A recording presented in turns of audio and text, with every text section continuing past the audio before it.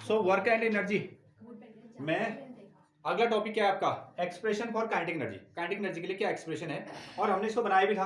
कितना फॉर्मूला आपने बनाया था, kinetic energy is equal to that is half M V square, ठीक है, that is half M V square. ये आपने इसका फॉर्मूला भी लिख दिया। अब देखते हैं हम लोग इसको किस तरीके से इसको फॉर्मुलेट करते हैं, ठीक है, एक्सप्रेशन फॉर काइनेटिक एनर्जी।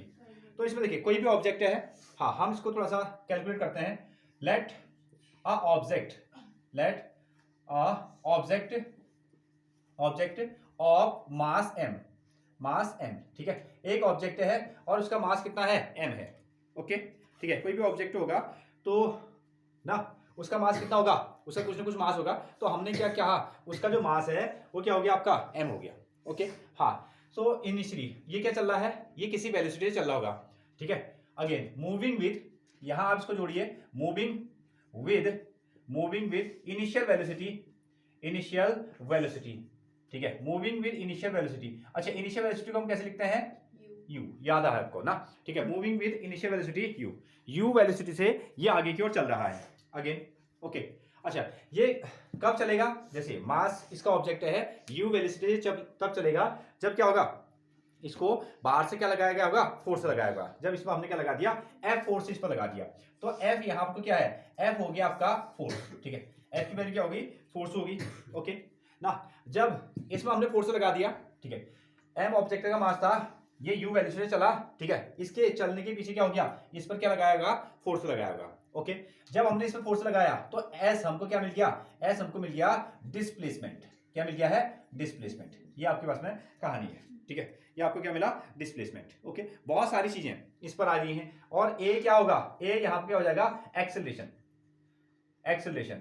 अब लगातार जैसे हमने इस पर फोर्स लगाया ना, इसकी पहली कोई वेलोसिटी रही होगी, तो हमने उस पर फोर्स लगा दिया, तो क्या होगा, उसकी वेलोसिटी में चेंज आ गया। अगर उसकी वेलोसिटी में चेंज आ गया तो यहां हमारे पास में क्या है, एक्सेलरेशन भी है। आप सीधे सीधे भी लिख सकते हो, कोई ऑब्जेक्ट है जिसका मास है m, उसकी वेलोसिटी क्या होगी आपकी u, उस पर हमने क्या लगा दिया, फोर्स f, उसमें क्या आ गया, डिस्प्लेसमेंट s आ गया, उसकी वेलोसिटी में चेंज होगी तो क्या आ जाएगा, एक्सेलरेशन वगैरह भी ये सब आ जाएगा, ठीक है। हाँ, तो चलते हैं हम लोग, हमने पढ़ा है क्या, इक्वेशन ऑफ मोशन ना। हाँ, तो first of all by equation of motion, by equation of motion, equation of motion, equation of motion. और कौन सा equation of motion, that is third equation of motion का हम आपको यूज करने वाले हैं। याद है क्या आपको, थर्ड इक्वेशन ऑफ मोशन याद है, हाँ, कितनी होती है, yes, V square is equal to U square minus 2as, sorry, सही है, हाँ, प्लस होता है ना, ओके, कितना है, हाँ, so V square is equal to, सही है,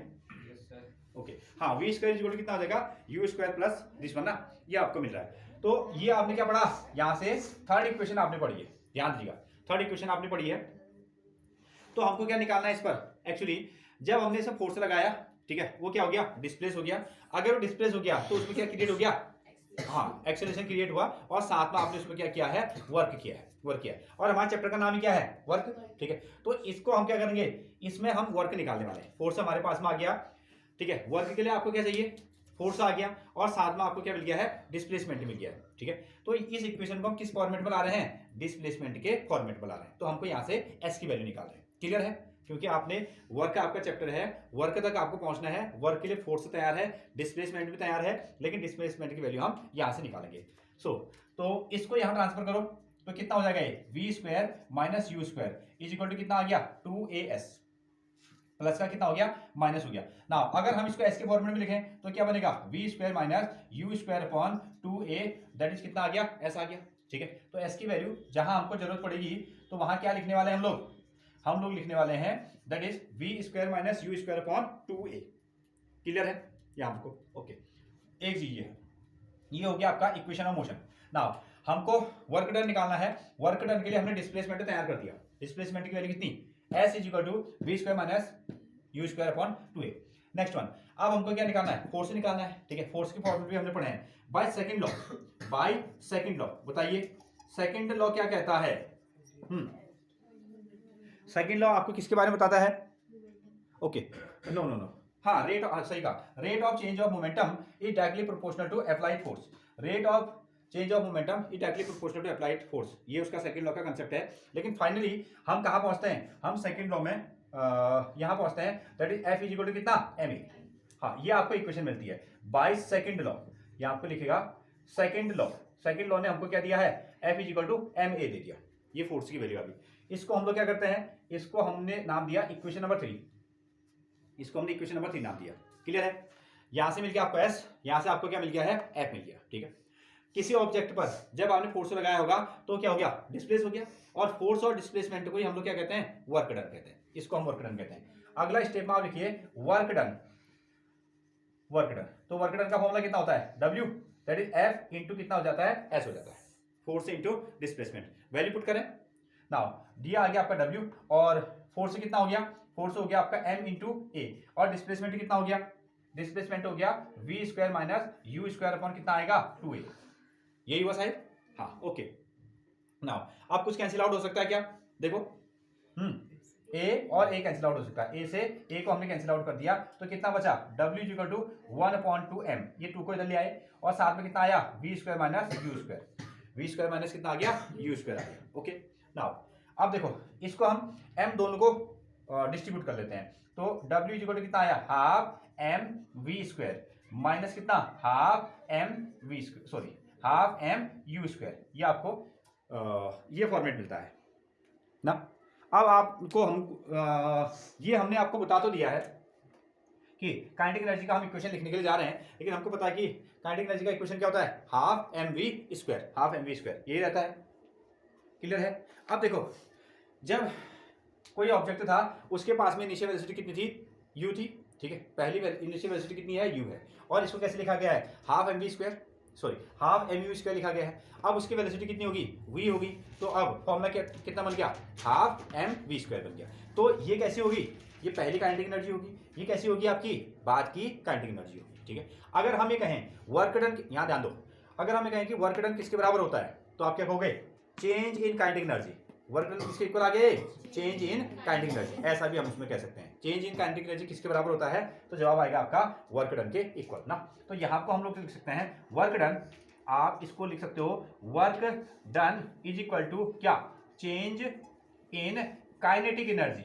ठीक है, काइनेटिक एनर्जी, काइनेटिक एनर्जी में जितना बदलाव आएगा, काइनेटिक एनर्जी में जितना चेंज आएगा, वही किसके इक्वल आएगा, वर्क डन के इक्वल आने वाला है। यहां मैं लिख देता हूं फिर से, हाँ, work done is equal to change in kinetic energy, change in kinetic energy, ऐसा आप लिखिएगा, चेंज इन काइनेटिक एनर्जी।